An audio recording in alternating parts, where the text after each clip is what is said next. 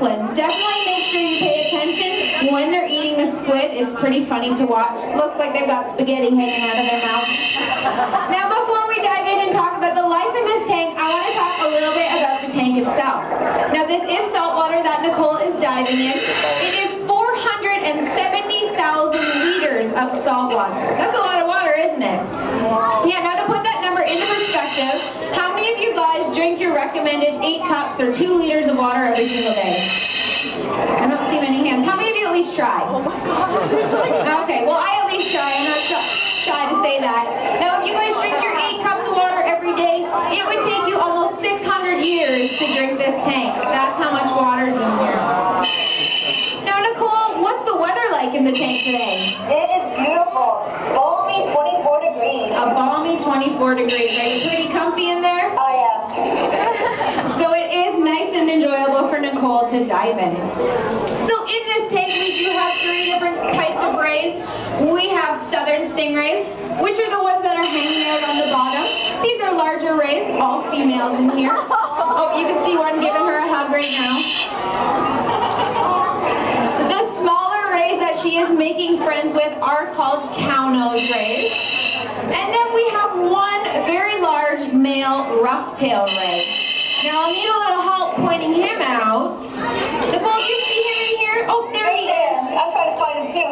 He didn't get his breakfast, so I'm trying. He is making his way from left to right all the way at the bottom. He's called a rough-tail ray because he has a rough tail. So he is our largest in here. He's about 20 years old, weighing almost 180 pounds. Wow. So she's gonna feed him some squid right now. So 3 different types of rays: southern stingrays, cow-nose rays, and that rough-tail ray. If you notice, hanging out at the top of the tank here, we also have a species of shark in this tank. These sharks are called bonnethead sharks. They are a type of hammerhead shark. However, they're a lot smaller than those hammerheads that you picture. They only get to be about 3 to 5 feet in length. They also have a more rounded head than the typical hammerhead. Nicole, what's your favorite fish in this tank? I would have to say that I love the cow noses. But there is a particular southern stingray that I know is a favorite to all the divers. She's the one with the short tail. You might see her down here, but you'll probably definitely see her at the top. She's hanging up top usually. It looks like you're definitely making some friends in there today. It's a little hard to concentrate.